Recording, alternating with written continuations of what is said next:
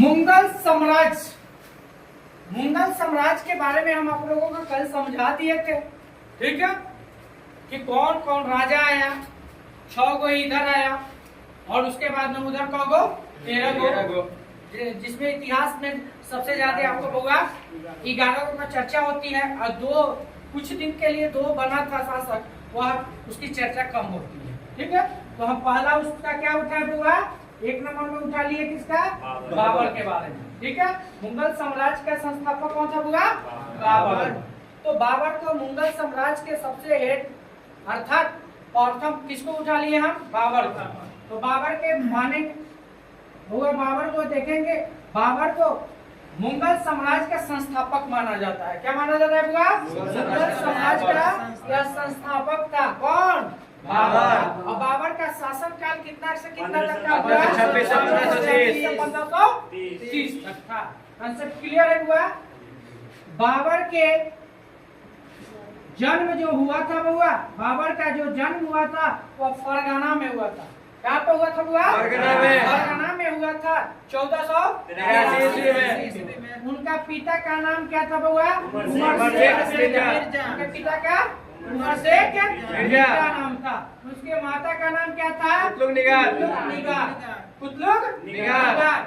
उसके दादी जी का नाम क्या था बुआ, एहसान दौलत। और उनके 4 पुत्र थे। पहला जो बड़का पुत्र था जिसका नाम था हुआ हुमायूं। उसके बाद कौन था, अस्कारी, कमरान और हिंदा।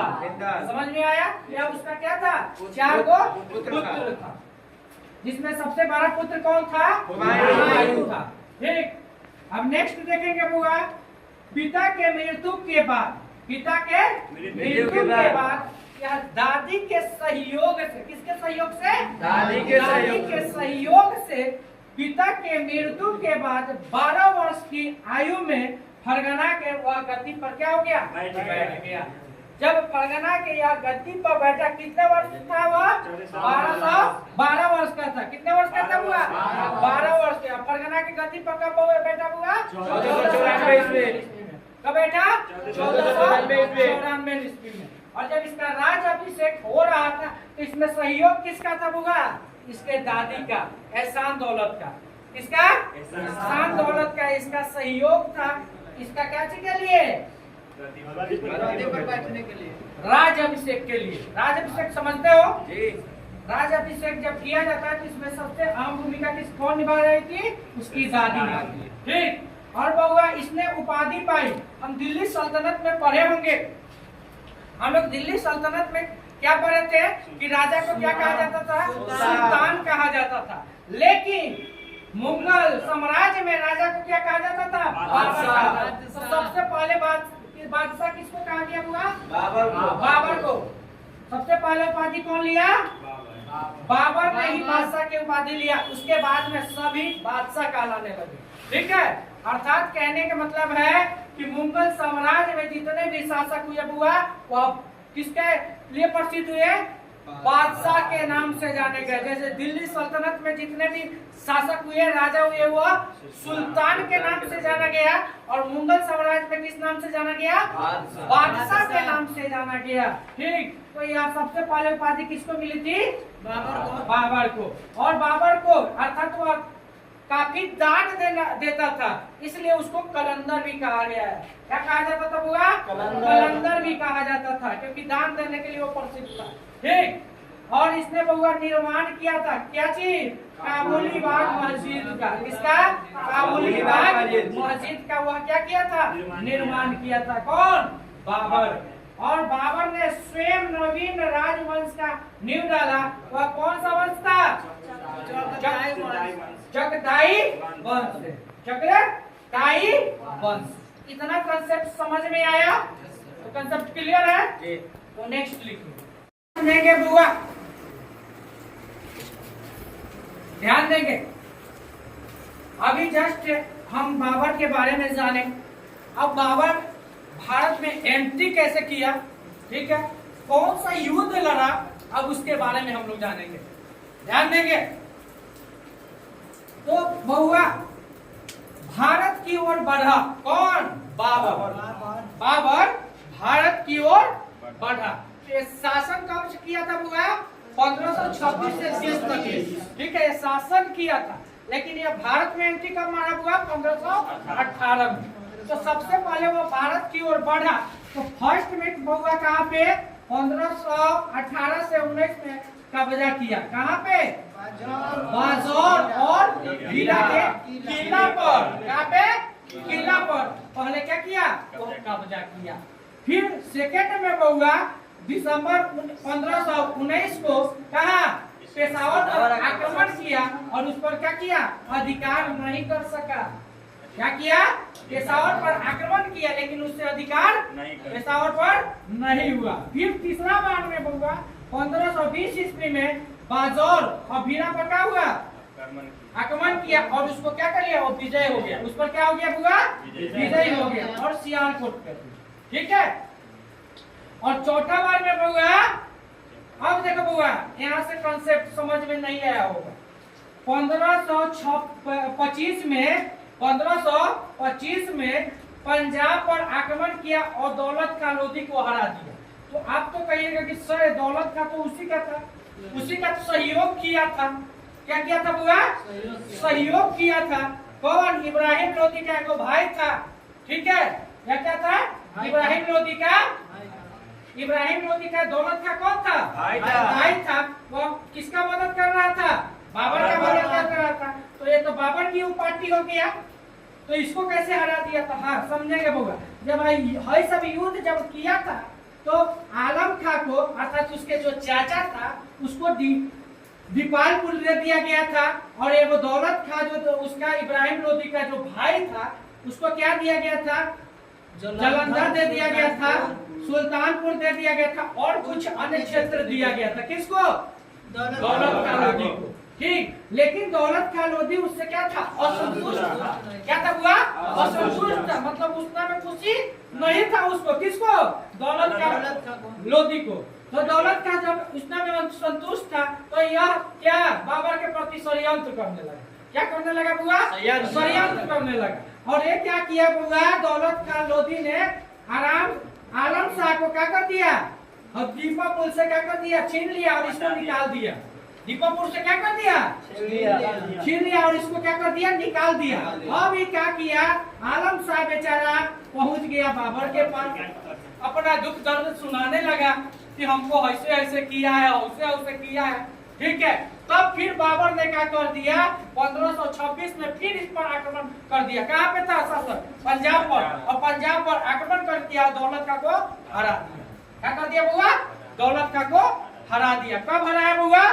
1525 में। अब इसकी शुरुआती हो जाती है मुगल साम्राज्य। ठीक है, फिर उसके बाद में बुआ अगला जब आगे बढ़ा तो क्या किया? उसके बाद में अब वह शासन करने लगा और शासन के दौरान हुआ पहले क्या कर दिया? शासन किया। तो सबसे पहले आक्रमण, यदि आपसे क्वेश्चन पूछ दिया जाए भारत पर सबसे पहले आक्रमण कब का कहाँ किया था? बाजौर। कहाँ पर किया था बुआ? भारत में सबसे पहले आक्रमण इसका कहा था? अकबर का, बोले बाबर का? बाबर का भारत पर सबसे पहला आक्रमण बाजौर में था। समझ में आ गया बुआ? अब समझेंगे पानीपत। ठीक है, जब वो शासन कर रहा था, ठीक है, तो वह पानीपत का युद्ध लड़ा। तो पानीपत का युद्ध कब लड़ा बुआ? 21 अप्रैल 1526 ईस्वी में वह क्या किया? पानीपत का युद्ध लड़ा। पानीपत का युद्ध किसके किसके बीच लड़ा बुआ? बाबर और इब्राहिम लोधी। किसके? बाबर और इब्राहिम लोधी। बाबर जो मुगल साम्राज्य का संस्थापक था और इब्राहिम लोधी वंश का लास्ट एम्पायर था। समझ में आ गया बुआ? अब समझो, जिसमें बाबर की जीत हो गई और इब्राहिम लोधी पानीपत के युद्ध में हार गया। इब्राहिम लोधी पानीपत के युद्ध में हार गया और बाबर क्या हो गया? जीत गया। तो जीत का कुछ कारण होगा और उसके हार का भी कुछ कारण था। अर्थात इब्राहिम लोधी का हार का मेन कारण था बुआ, उसको हराने के लिए क्या उसका चाचा और जिसका भाई था, जिसका चाचा का नाम था बुआ दौलत खां और भाई का नाम क्या था बुआ? दौलत खां। और उसके चाचा का नाम था आलम खां। तो बुआ समझेंगे यहाँ पे इसका भाई और चाचा, हम जानते हैं कि जो भी जो भी जिसके भी घर में तुम्हारा घर वाला एगो फूट जाए तो क्या कर सकता है, तुमको हरा सकता है। तुम बाहर से सबसे जीत सकते हो, लेकिन घर में तुम्हारे साथ विश्वासघात हो जाए तो तुम नहीं जीत सकते। जैसे तुम रामायण देखा होगे, ठीक है, तो राम जी किससे युद्ध कर रहे थे? रावण से युद्ध कर रहे थे। यदि उसका भाई, रावण का भाई उसको नहीं बताते कि हाँ यहाँ पे बाण चलाने के लिए, तो वो जीतते नहीं जीतते। तो ऐसा ही हुआ, इब्राहिम लोधी का भाई और चाचा उसके साथ विश्वासघात कर दिया और इससे बाबर से मिल गया, जिसके कारण ये पानीपत के युद्ध में इसकी हार हो गई। और बाबर सपनों देख रहा था कि पानीपत के हम युद्ध लड़े, पानीपत को हम जीते, अपने अधिकार में करे, सपनों में भी देख रहा था। अब समझेंगे बउआ, बाबर के जीत का मुख्य कारण क्या हो गया? एक तो इसका भाई इसका साथ और चाचा इसका साथ दे रहा था, और इसका मेन कारण था इसका जीत का, बाबर का क्या कारण था बउआ? तुगलका नीति। तुगलका नीति का प्रयोग किया था। कौन सा नीति का? तुगलका नीति का प्रयोग किया था और उस्मानी विधि का प्रयोग किया था। ठीक है, इस दो विधि के द्वारा वह क्या किया? पानीपत का युद्ध जीत गया।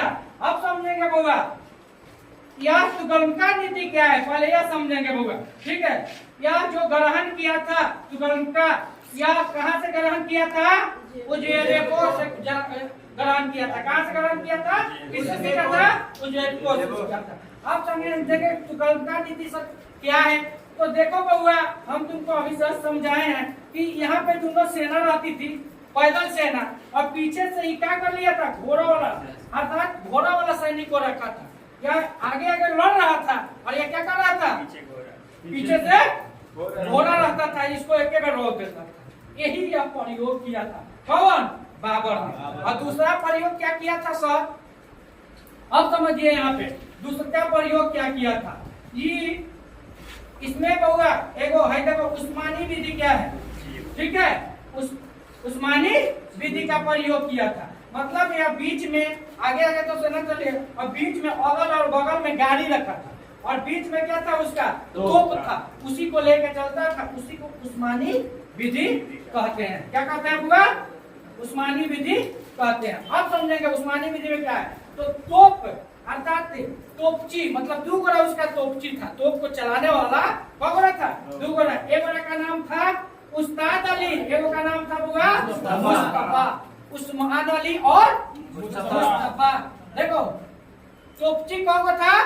उस्ताद अली और मुस्तफा। यदि पूछे आपसे क्वेश्चन कि पानीपत के युद्ध में तोपची कौन था, तो दूगरा क्या नाम था बुआ? मुस्तफा और उस्ताद अली। इतना कंसेप्ट आप लोगों को समझ में आ गया? ये भी आपको समझ में आ गया बुआ?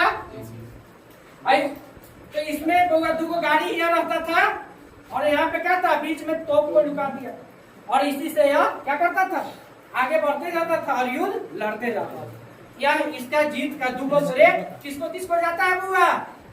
एक तुगलका नीति का प्रयोग किया था और एक उस्मानी विधि का प्रयोग किया था, जिसके कारण उसकी जीत हुई थी। अब समझेंगे बुआ खानवा का युद्ध। क्या बुआ? खानवा का युद्ध। ठीक है, 16 मार्च 1527 को खानवा का युद्ध हुआ था। कब हुआ था बुआ? 1527 ईस्वी को खानवा का युद्ध हुआ था। किसके किसके बीच हुआ था? किसके किसके बीच हुआ था? राणा संगा के बीच हुआ था। अब समझेंगे बउआ, इसी में राणा संगा की पराजय हो गई और बाबर की जीत हो गई, और राणा संगा इसी में गवा बैठा, एक पैर, एक आंख और एक हाथ, इसी में यह गवा बैठा था। ठीक है, उसके बाद में इसका सामंत एक सैनिक था जो इसको जहर दे दिया और 1528 ईस्वी में इसकी क्या हो गई? राणा संगा की मृत्यु हो गई थी। समझ में आया हुआ? अब नेक्स्ट बाबर को समझेंगे। बाबर ने इसमें एक तोपची के साथ अर्थात उस्ताद अली था। तोपची कौन था? के साथ उसका उस्ताद अली था। और यह खानवा का जो युद्ध हुआ था, खानवा का युद्ध का मेन कारण था क्योंकि यह बाबर भारत में रहने का निश्चय किया था ना, इसीलिए यह खानवा का युद्ध हुआ था। और खानवा के युद्ध के बारे में समझेंगे बाबा। इसमें राजपूतों का विरोध किया था। राजपूत सब क्या किया था? इसमें विरोध किया था। और यह खानवा का युद्ध को क्या जिहाद समझते हो आप लोगों में? जिहाद अर्थात इसको धर्म युद्ध के नाम से, इस खानवा के युद्ध को किस नाम से जाना जाता है? धर्म युद्ध के। या किसमें हुआ था? राजपूतों के विरोध। ठीक है, अब समझेंगे बउआ चंदेरी का युद्ध। कहाँ का? चंदेरी का युद्ध। तो चंदेरी का युद्ध कब हुआ था बउआ? 29 जनवरी 1528 को। कब हुआ था? 29 जनवरी 1528 को। 29 जनवरी 1528 को। याद हो गया? चंदेरी का युद्ध कब हुआ था? 29 जनवरी 1528 को। ठीक है, किसके किसके बीच हुआ था बउआ? बाबर और नेतृराय। किसके बीच? बाबर और नेतृराय के बीच में हुआ था। इसी में बउआ इसकी दो पुत्री थी जिसका विवाह हो गया, एक का हुमायूं से और एक को कमरान। किससे? हुमायूं से और एक कमरान। और माना जाता है कि इसी में बाबर को 5 लाख का खजाना मिला, 50 लाख का खजाना मिला था। किसको? बाबर को चंदेरी के युद्ध में ही क्या 50 लाख का लगभग खजाना मिला था। समझ में आ गया? अब इसको एक सूत्र से भी याद कर सकते हैं हम लोग। क्या? भारत, बाबर भारत से आया, पानी पिया, खाना खाया, चुंदरी ओढ़ा, भले चुंदरी पहना, घाघरा पहना, मर गया। ठीक है, क्या? बाबर भारत आया, ठीक है, पानी पिया, खाना खाया, चुंदरी पहना, घाघरा पहना, मर गया। अर्थात 1518 में एंट्री मारी, 1525 तक, और पानी पिया 1526 में, 1527 में क्या हुआ? खाना खाया, और 1528 में क्या हुआ?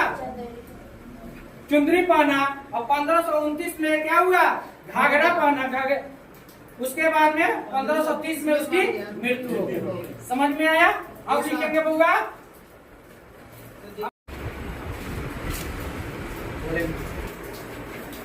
चुंदरी के बाद में आप क्या पहनेगा? घाघरा पहनेगा। ठीक है, अर्थात घाघरा का युद्ध हुआ कब? 1529 ईस्वी में। किसके किसके बीच हुआ था? बाबर और अफगानों के। कहाँ का अफगान? बिहार और बंगाल के साथ।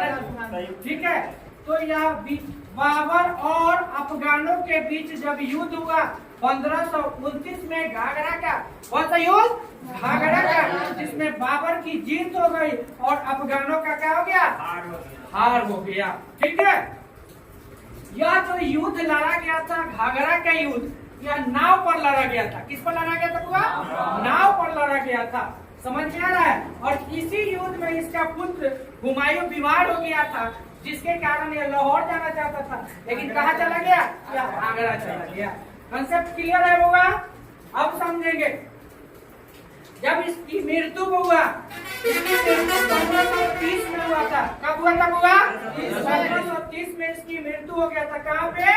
आगरा में इसकी मृत्यु हो गया था, लेकिन इसका मकबरा कहाँ बनाया गया? में बनाया गया। क्वेश्चन पूछ सकता है कि बाबर की मृत्यु कहाँ पे हुई थी? आगरा। तो तुम जान रहे हो कि आगरा में उसकी मृत्यु हुई थी। यदि यही क्वेश्चन पूछ दे कि मकबरा उसका कहाँ बनाया गया था, तो जाओ, तो आगरा नहीं होगा बुआ, काबुल। क्या होगा बुआ? काबुल। अब समझेंगे बुआ, यही पूछ दिया जाए इसकी राजकीय भाषा क्या थी? फारसी थी। राजकीय भाषा क्या थी बुआ? इसकी फारसी थी। और इसने स्थापना क्या करवाया था? आरामबाग। इसकी स्थापना करवाया था आरामबाग का। और प्रवर्तक क्या था? चरवाक शैली का। चरवाक शैली का ये क्या था? प्रवर्तक। अब समझेंगे बुआ, बाबर ने अपनी आत्मकथा कौन सी किताब में लिखी है? बाबरनामा। कौन? बाबरनामा। इसमें 5 मुस्लिम शासकों का उल्लेख किया गया है। कौन कौन होगा? बंगाल, दिल्ली, मालवा, गुजरात और बहमनी। कहाँ कहाँ? बंगाल, दिल्ली, मालवा, गुजरात, बहमनी। समझ में आ गया? और यह बाबरनामा जो लिखा गया है वो तुर्की भाषा में लिखा गया है। कौन भाषा में लिखा गया है? तुर्की भाषा में लिखा गया है। और यह बाद में जाके इसका अनुवाद जो कराया फारसी में, वह अकबर ने करवाया था। कौन इसका फारसी भाषा में अनुवाद करवाया था? अकबर ने करवाया था। लेकिन किया कौन था फारसी भाषा में? रहीम दास और बाइंदा दास। रहीम दास और हैदर। अब समझेंगे बउआ। और अंग्रेजी में बाबरनामा का अनुवाद कौन किया था? तो मैडम बेवरीज, मैडम बेवरीज ने किया था। और इसमें बउआ बाबरनामा में बताया गया है कि कृष्णदेवराय को सर्वश्रेष्ठ बाबरनामा में बाबर ने बताया भी है। इतना कंसेप्ट सबको क्लियर है, समझ में आया? तो आज मेरी सेवा यही